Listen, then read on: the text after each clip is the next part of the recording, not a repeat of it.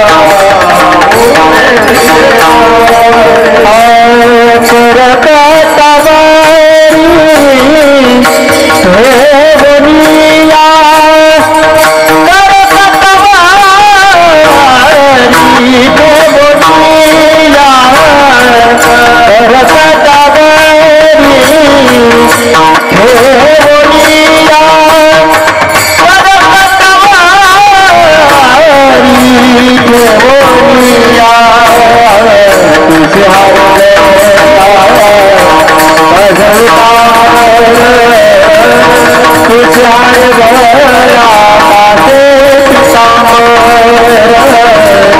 कासे हार गया सतता मर कुछ हार गया कासे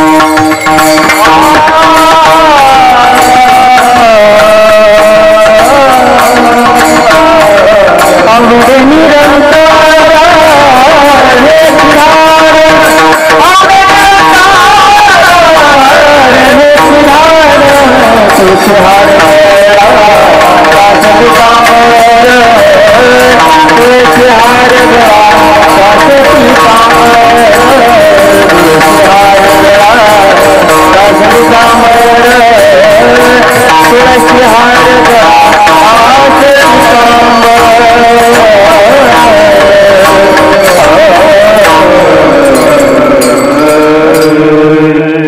तुका म्हणे माझे हेची सर्व सुख तुका म्हणे माझे हेची सर्व सुख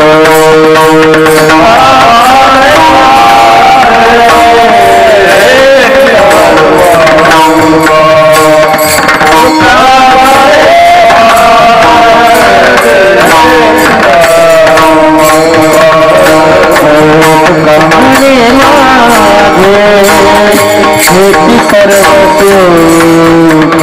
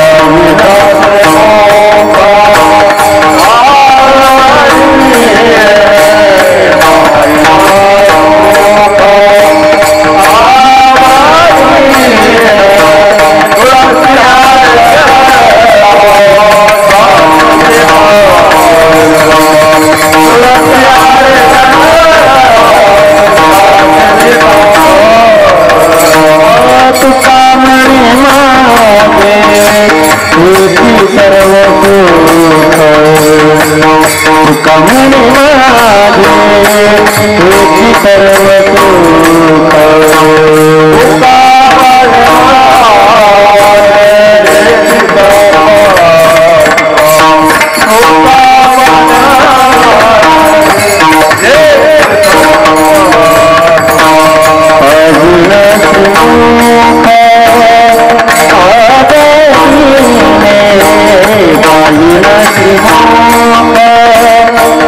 तुळसी हार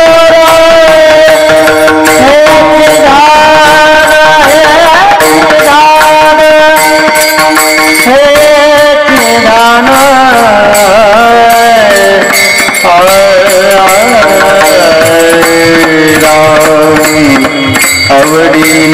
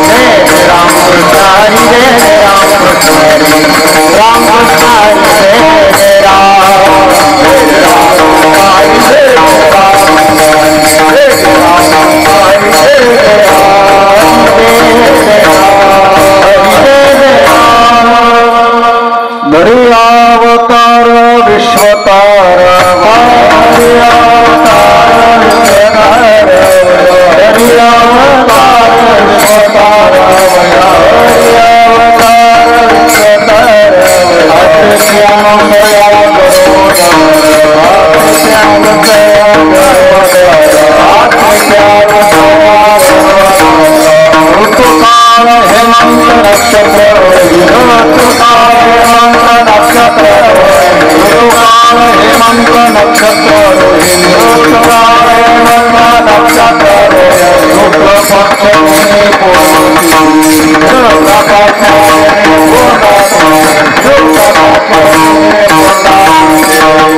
पूर्णिमा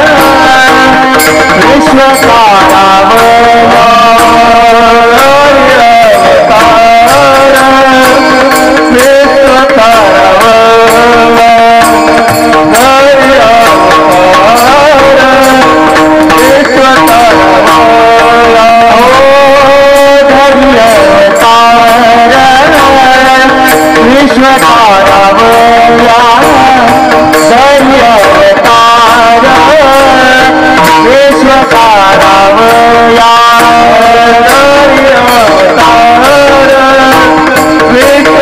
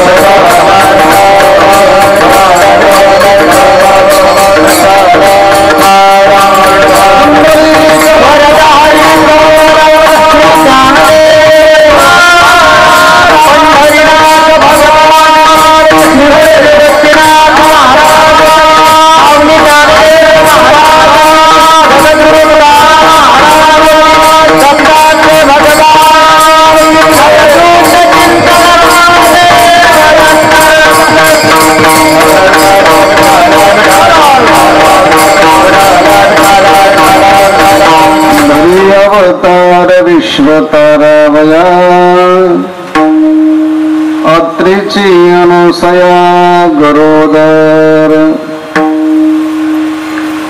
ऋतुकाळ हेमंत नक्षत्र रोहिणी शुक्ल पक्ष दिनी पूर्णतिथी तिथी पौर्णिमा मास मार्गशीर्ष गुरुतो वासर उत्सव काळ तिथी पौर्णिमा मास मार्गशीर्ष गुरुतो वासर उत्सव काळ एका जनार्दनी पूर्णावतार एका जनार्दनी पूर्णावतार निर्गुण निराकार अकारले ऋतुकाळ हेमंत नक्षत्र रोहिणी शुक्ल पक्ष दिनी पूर्णतिथी पांडुरंगा खरो प्रथमा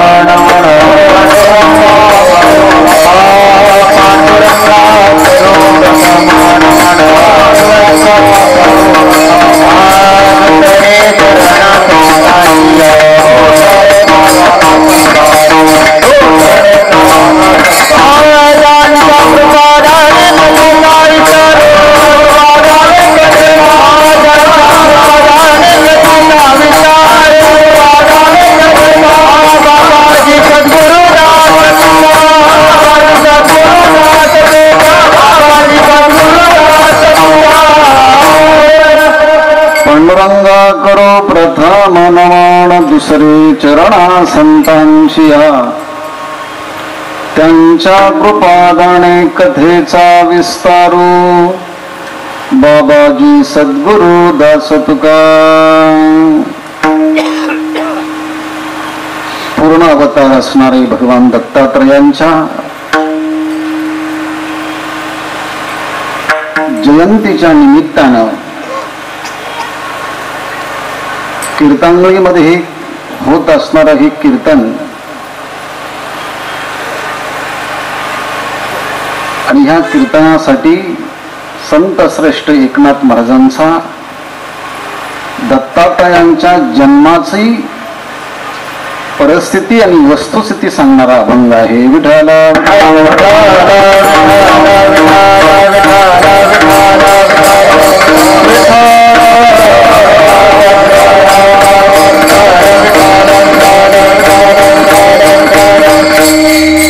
आजचं कीर्तन हे प्रासंगिक कीर्तन आहे.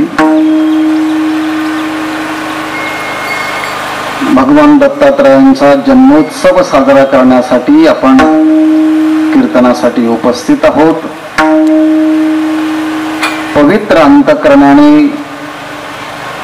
भगवंताचं नामचिंतन, मुखाने टाळी वाजवून जगाला विसरून भगवान दत्तात्रयाचं स्मरण करत करत हा उत्तम काळ नामचिंतनात घालूया. विठ्ठल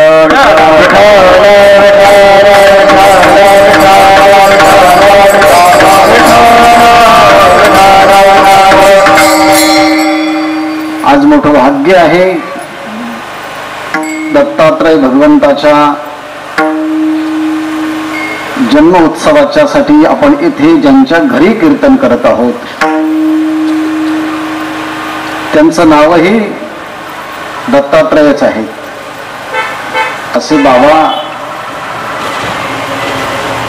मध्य प्रदेश मध्ये प्रदक्षिणा करण्याकरता गेलेले आहे आणि तीही नर्मदा मातेची प्रदक्षिणा करण्याकरता गेलेले आहे. माणसाला मोठा अहंकार असतो की आपण उपस्थित असलो की आपलं काम चांगलं होतं आणि अनुपस्थित असलो की ते काम होणार नाही. हा सामान्य माणसांच्या त्यांच्या अहंकाराचा तो एक भाग असतो. पण ज्यांनी जीवन एखाद्या साधनेसाठी समर्पित केलं, एखाद्या व्रतासाठी ते व्रतस्थ राहिले, एखाद्या उपास्य देवतेची ते उपासना करू लागले, तर त्या उपास्य देवतेचं एक कर्तव्य असतं की जो आपला उपासक आहे त्या उपासकाचे योग आणि क्षेम या दोन्हींचाही निर्वाह करण्याची जबाबदारी त्या देवदेवतेंच्या वरती असते. विठ्ठल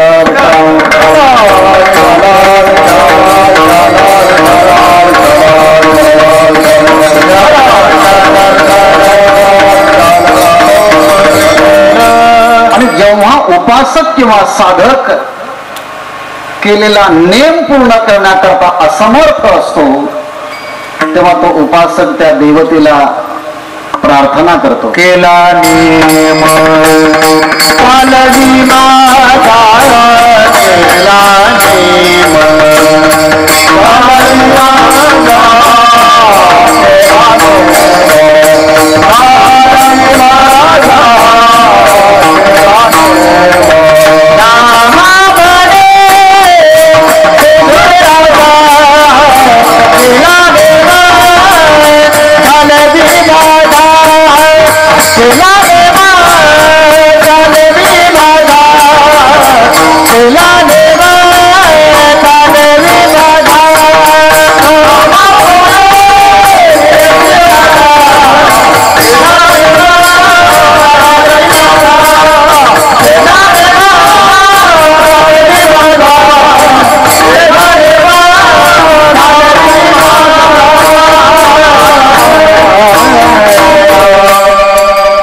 नामदेव महाराज म्हणतात देवाला, हे केशी राजा, नामा म्हणे केशव राजा, केला नेम चालवी माझा.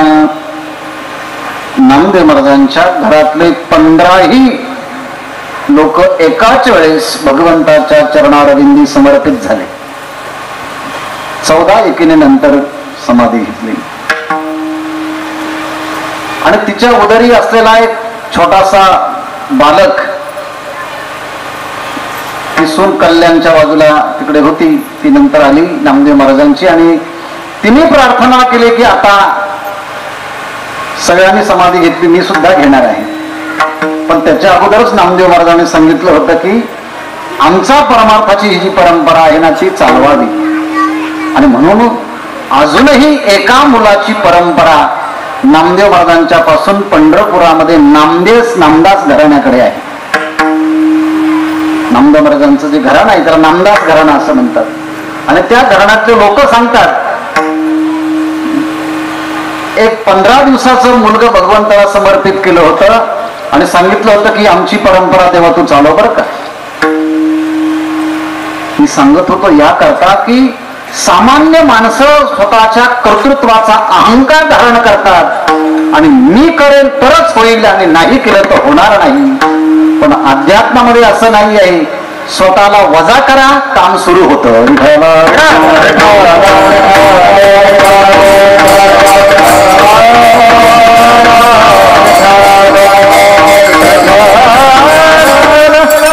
पण माणसं स्वतःला वजा करत नाही, काम सुरू झालं की बेरीज करतात. मी होतो म्हणून झालं, मी होतो म्हणून झालो असं जर म्हटलं की त्या कामात अनेक उणीवा असतात. कारण कर्म नेहमी दोषयुक्तच असतं, निर्दोष कधीच कर्म राहू शकत नाही. किती चांगलं घर बांधा काहीतरी उणीव राहतेच, किती चांगला कार्यक्रम करा काहीतरी राहतच. कीर्तन करायला लवकर यायला पाहिजे, थोडी तरी उणीव राहतेच ना. कर्म म्हटलं की त्या कर्माच्या मध्ये उणीव ही राहतच असते. पण त्या कर्माला निर्दोष करण्याचं काम भगवंताचं नामचिंतन करतं. आणि नामचिंतन करणारा नामधारक नाम घेता घेता स्वतःला जेव्हा विसरतो आणि उपास्य असणाऱ्या उपासकाच्या अंतःकरणामध्ये उपास्य दैवत जेव्हा प्रविष्ट होतं तेव्हा ते देवता, ते उपास्य देवता सगळा नियम चालवत असतं. सांगण्याचा इत्यर्थ एवढाच आहे की या घरातले आधार पुरुष दत्तात्रय बाबा हे प्रदक्षिणा करतात नर्मदा मातेची आणि नर्मदा मातेने सगळ्याच्या अंतःकरणामध्ये प्रविष्ट करून इथे दत्त जयंती साजरी करण्याचा संकल्प केला आहे. विठ्ठल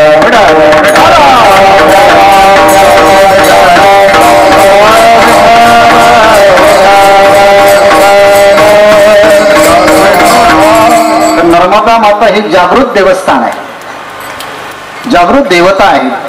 प्रदक्षिणा करताना काही ना काहीतरी साक्षात्कार कोणत्या ना कोणत्या रूपामध्ये हा होतच असतो. कशावरून जाऊन पहा, प्रश्न विचारण्याची गरजच पडणार नाही. अध्यात्मामध्ये असं केल्याने काय होतं, असे लोक तेच प्रश्न विचारतात जे कधी करत नाही.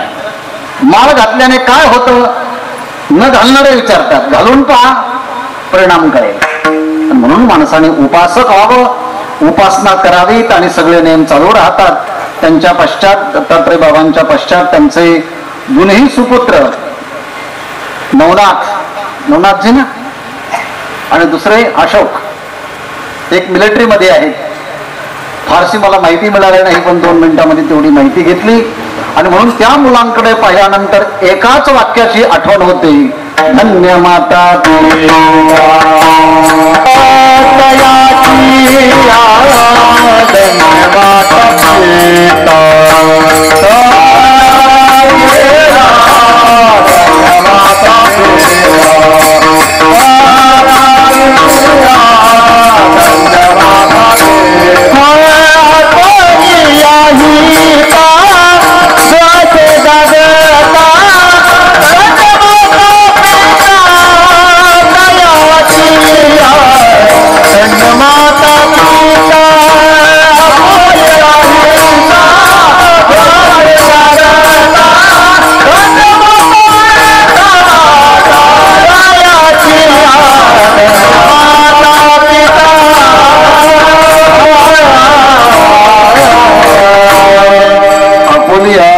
जो असे जगता, धन्य माता पिता तयाचिया. मला वाटतं एवढीच अभंगाची प्रस्तावना पुरेशी आहे. अभंग हा एकनाथ महाराजांचा आहे. वारकरी संप्रदाय याचे कलश म्हणून जगद्गुरु तुकोबाराय आहे. वारकरी संप्रदायाचा पाया ह्या स्थानी ज्ञानेश्वर महाराज आणि त्यांचं सगळं वाङ्मय आहे. आणि वारकरी संप्रदायाचा आधार ज्या खांबावरती आहे, अशा स्तंभाच्या रूपानं जनार्दन एकनाथ. जनार्दन एकनाथ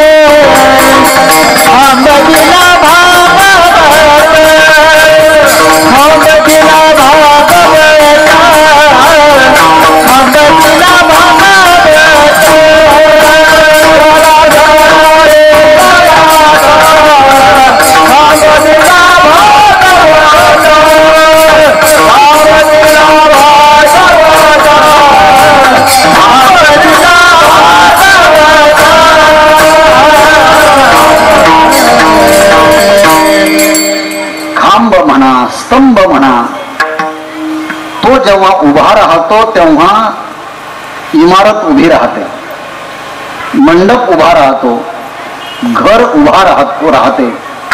त्याप्रमाणे वारकरी संप्रदाय जो उभा आहे त्याला महत्वाचं कारण स्तंभाच्या स्थानी असणारे एकनाथ महाराज आणि त्यांचे सगळे वाङ्मय कृती.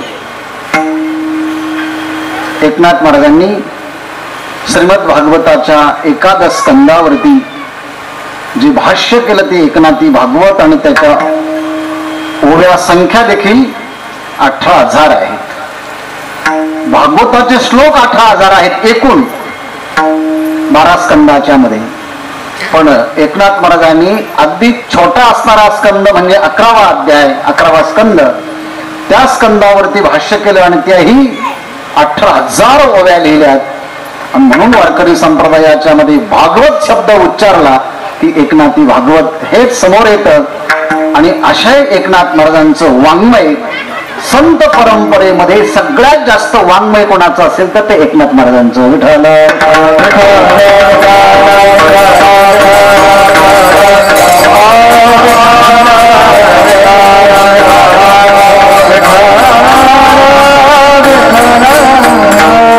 वारकरी संप्रदायामध्ये सगळ्यात श्रीमंत संत कोणते असतील भौतिकरित्या तर ते एकनाथ महाराज आहे. पूर्णपणे पत्नीची अनुकूलता लाभलेले संत हे एकनाथ महाराज आहे. बाकीच्या संतांचं काय, त्यांना त्यांच्या पत्नीची अनुकूलता आतून होते पण बाहेरून मात्र थोडा विरोध दाखवण्याचंच काम केलेलं आहे. असे एकनाथ महाराज जनार्दन स्वामींचे एकनिष्ठ शिष्य पैठणहून चालत चालत चालत चालत देवगिरीवरती येतात आणि देवगिरीचे किल्लेदार असणारे जनार्दन स्वामी महाराज त्यांच्यासाठी आपलं जीवन समर्पित करतात. इतकं समर्पित करतात. या अभंगाच्या मध्ये मी पुढे हे वाक्य सांगणारच आहे. शिष्य झाल्यानंतर त्याने स्वतःची ओळख गुरुच्या नावाने सांगायची असते आणि लग्न केल्यानंतर पत्नीने स्वतःची ओळख पतीच्या नावाने सांगायची असते. याचं एक अनुशीलन ह्या अभंगाच्या मध्ये सांगितलं आहे. विठ्ठल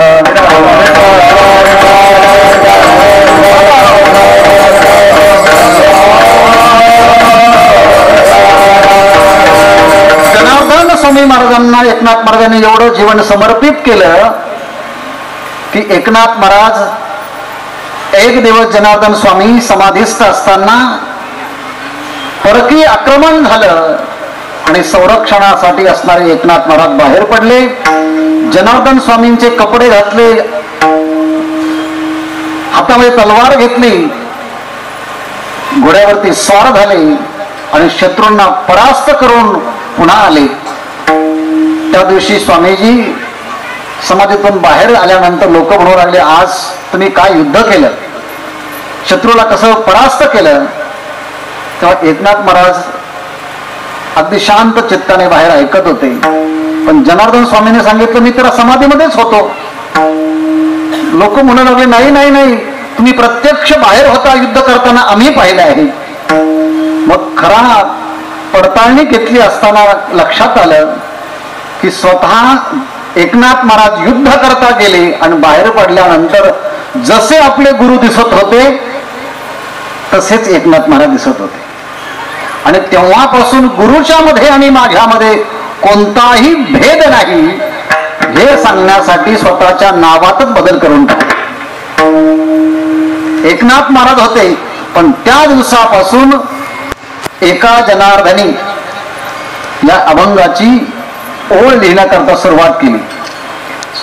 स्वतःचं नाव एकनाथ महाराज आणि गुरूंचं नाव जनार्दन स्वामी महाराज. पण एवढं समर्पित झाले की आता दोन असून सुद्धा two body with one soul या नियमाप्रमाणे दोन शरीर आहेत, मन एक आहे, असे एकनाथ महाराजांचं एवढं गुरूंशी ऐक्य होतं. गुरूंची सेवा केल्यानंतर देवगिरी पर्वताच्याच पूर्वेला पश्चिमेला मला वाटतं शूलभंजन नावाचा पर्वत आहे. त्या शूलभंजन नावाच्या पर्वतावरती 12 वर्ष तपश्चर्या करण्याकरता एकनाथ महाराजांना पाठवलं गुरूंनी. आणि 12 वर्ष तपश्चर्या केल्यानंतर एकनाथ महाराजांना त्यांच्या जीवनामध्ये साधनेचा परिपाक म्हणून जनार्दन स्वामींनी दत्तात्रय भगवंताचा साक्षात्कार करून दिला. आणि दत्तात्रयांचा साक्षात्कार करून दिल्यानंतर भगवान दत्तात्रय जसे भासले नाथबाबांना, त्यांनी लगेच तशी भगवंताचा साक्षात्कार झाल्यानंतर काढलेले उद्गार ज्या एकनाथ महाराजांचे आहे त्याच एकनाथ महाराजांचा हा आजचा अभंग आहे. विठ्ठल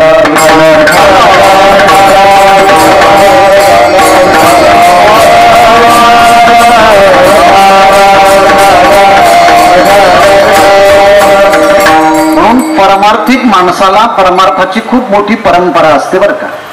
आता इथे दिसणारे माळकरी माणसं दिसतात, काही गंध लावलेली माणसं दिसतात, पण ज्या अर्थी त्यांनी गळ्यामध्ये माळ घातली, कपाळाला गंध लावला आणि अध्यात्माची साधना सुरू केलेली आहे, ती साधना ही एका दिवसाची नाही, एका महिन्याची नाही, मागच्या जन्मामध्ये त्यांनी परमार्थ केला. म्हणून त्यांचा अपावनंत जन्मात सुकृत पदरी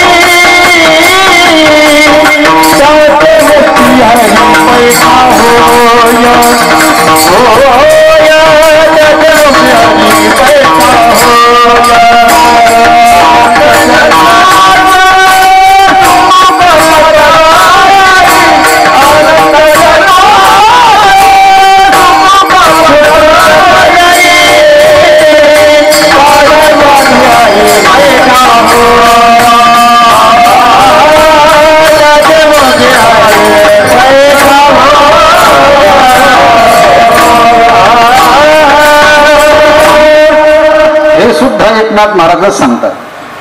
एकनाथ महाराजांच्या हरिपाठातलं हे सुंदर प्रमाण आहे. अनंत जन्माचे सुकृत पदरी. म्हणून परमार्थिक माणसाने त्यांचं कोणी जरी कौतुक केलं नाही ना, तर एकांतामध्ये आपणच आपलं कौतुक करावं. काय कौतुक करावं? मागच्या जन्मात मी एवढं नामचिंतन केलं आहे म्हणून मला आता गळ्यामध्ये माळ घातली आहे, कपाळाला गंध लावलेला आहे, मी वारकरी झालो आहे, भगवंताचं भगवत भक्त झाला आहे, संतांच्या मांदी आळीमध्ये राहत आहे, पण देवा मला आता प्रपंचाचे बंधन जास्त अडकवू नका बरं का. मला पटकन तुमच्या स्वरूपाशी एकरूप करून टाकावं अशी भगवंताला प्रार्थना करावी.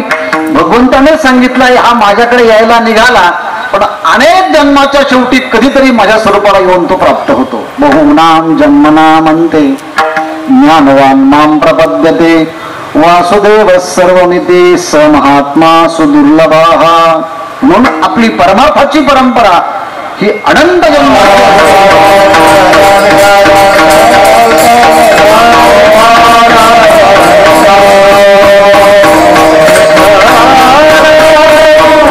एका जनार्दनी पूर्णावतार निर्गुण निराकार आकारले. निर्गुण निराकार आहे, पण आता आकाराला आलं म्हणजे ते सगुण साकार झालं. पण जेव्हा परमात्मा सगुण साकार होतो तेव्हा त्याला या भूतलावरती अवतार धारण करावा लागतो. अभंगाचं पहिलं चरण. दरी अवतार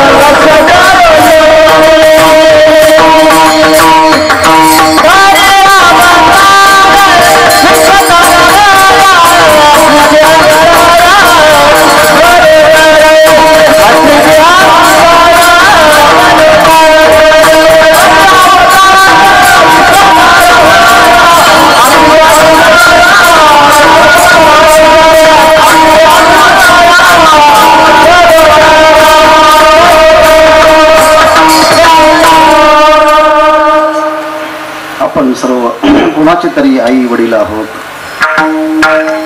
आपल्याला अनसूया किंवा अत्री संपूर्ण आयुष्यभरामध्ये नाही होता येत, पण एखाद्या क्षणी तरी होता येतं ना. मग ज्या क्षणी तुम्हाला अत्री आणि अनुसयाची अंतकणाची वृत्ती धारण करता आली त्या क्षणी तुम्ही मुलाला जन्माला घाला. विठाला विठाला विठाला विठाला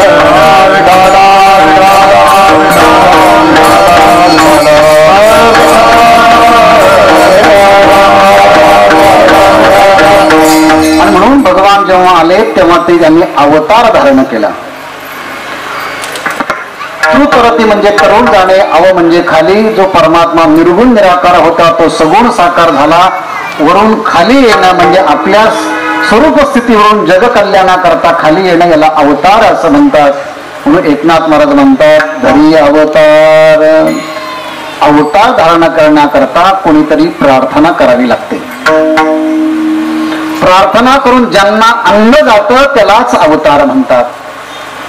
तुमची इच्छा असो किंवा नसो, तुम्ही केलेलं कर्म तुम्हाला भोगण्याकरता इथे यावंच लागतं, त्याला मनुष्य म्हणतात.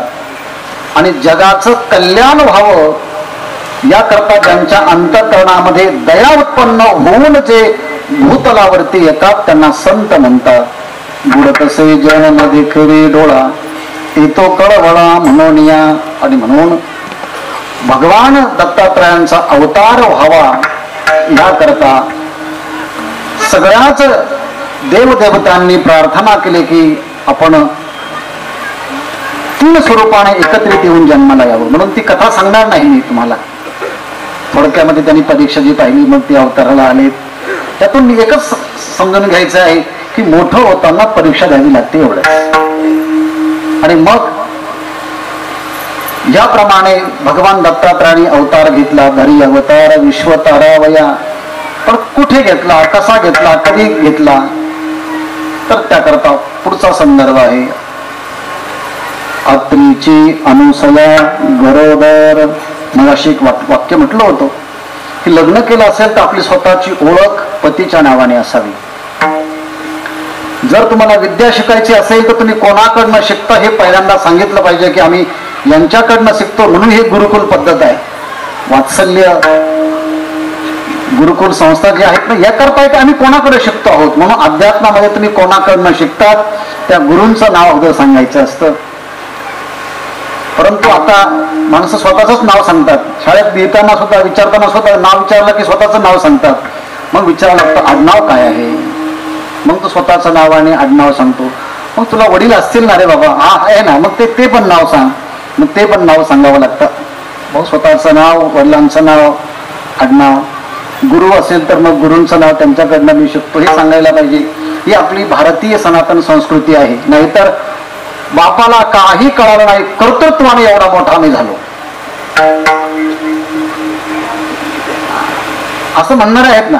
त्यांचं काय नव्हतं, मी केलं सगळं हे. परंतु जगद्गुरु तुकाराम महाराज स्वतःकडे हात ठेवून म्हणतात हे जे मी केलंय ना आतापर्यंत माझं काही नाही. माझ्या वडिलांची निराशी गा देवा तुझे चरण सेवा पांडुरंगा ही त्यांचं पुण्यही आहे. आणि ह्यामुळे या अवताराची भूमिका घेत असताना नीतिशास्त्र या अभंगाच्या पहिल्या चरणामध्ये सांगितलं ज्यांचा अवतार आहे त्यांचा नामाचा उल्लेखच केला नाही. दत्तात्रयांच्या नावाचा उल्लेखच नाही. पत्नीच्या नावाचा उल्लेख आहे पण स्वतंत्र पत्नीच्या नावाचा उल्लेख नाही. पतीच्या नावाचा उल्लेख करून पत्नीच्या नावाचा उल्लेख केला आहे. अत्रीची अनुसया गरोदर. अत्रीची असं म्हणताना अत्री ऋषींच्या काया वाचा मनानं समर्पित झाली. स्वतःच वेगळं अस्तित्व ठेवलंच नाही. पूर्णपणे समर्पण होऊन जगल्यानंतरचं हे आदर्श प्रतीक सांगत असताना नाथ महाराजांनी स्वतःच्या कुटुंबाचाच आदर्श जणू काही या आदर्श दाम्पत्याच्या मध्ये संक्रमित करून अभंगाची निर्मिती केली.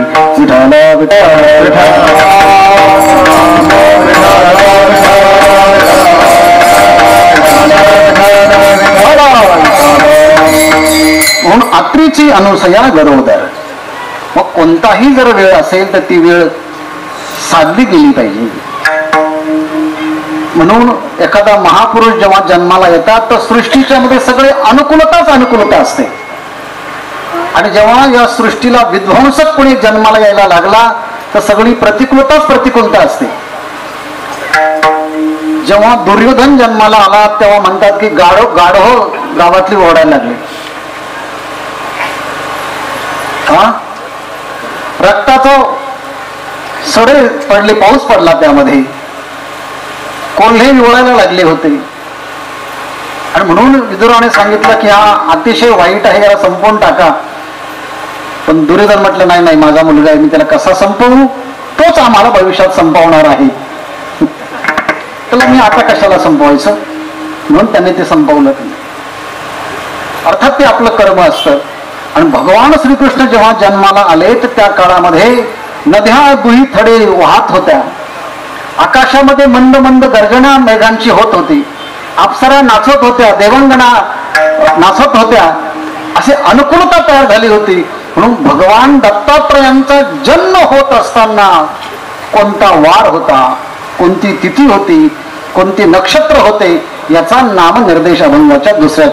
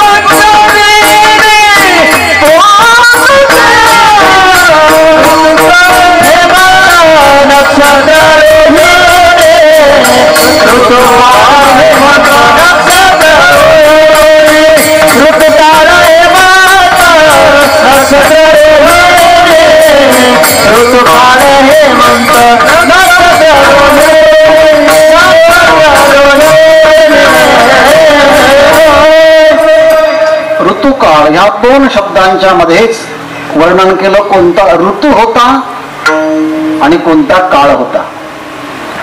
कोणता काळ म्हणजे भूतकाळ भविष्यकाळ नाही, तर कोणता कालखंड होता. ऋतुकाळ हेमंत, हेमंत ऋतू होता. 12 महिने आणि 6 ऋतू असतात. आमचे गुरुवर्य घुले महाराज म्हणायचे, अरे ज्ञानेश्वरी शिकायची असेल तर ऋतू आणि नक्षत्र हे सगळं माहिती पाहिजे बुवा, बरोबर ना. ऋतुकाळ हेमंत 12 महिने असतात. 12 महिन्याच्या मध्ये 6 ऋतू असतात. त्यामध्ये ऋतुकाळ हेमंत, नक्षत्र रोहिणी, रोहिणी नक्षत्र होतं, शुक्ल पक्ष होता, दिन होता म्हणजे दिवस होता, आणि पूर्ण तिथी होती. पूर्ण तिथी कोणती आहे, फक्त पूर्ण तिथी सांगितली आणि त्या पूर्ण तिथीचा उल्लेख पुढच्या चरणात सांगितला.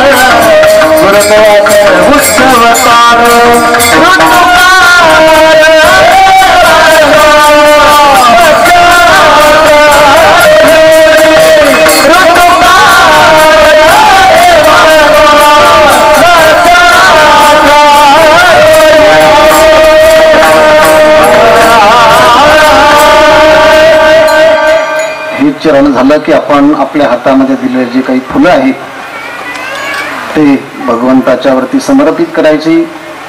नंतर दिगंबरा दिगंबरा श्रीपाद वल्लभ दिगंबरा या नामाचा निर्देश करायचा आणि उत्सव हा साजरा करायचा. तिथे फक्त तिथी पौर्णिमा, मास मार्गशीर्ष, सगळ्या महिन्याच्या मध्ये मार्गशीर्षी भगवंताची विभूती आहे.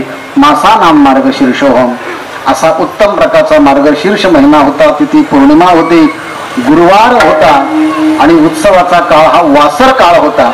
वासर काळ शब्दाचा अर्थ आहे वासर घेऊन जेव्हा घरी मालक येतो आणि त्यातले जे काही धूळ त्या वासरांच्या वरती पडते तो वासर काळ आहे. पण काही ठिकाणी दत्त जन्म हा वेगवेगळ्या पद्धतीने साजरा केला जातो. याप्रमाणे पूर्ण तिथीच्या दिवशी मार्गशीर्ष महिना होता, तिथे हा साजरा काळ हा होत होता. आणि असा निर्गुण निराकार परमात्मा ह्या भूतलावरती अवतीर्ण झाले. कुंडली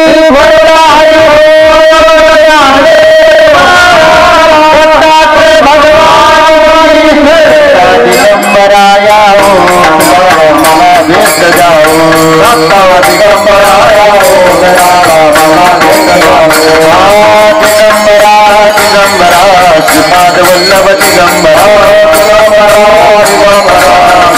वल्लभ दिगंबरा दिगंबरा दिगंबरा श्रीपाद वल्लभ दिगंबरा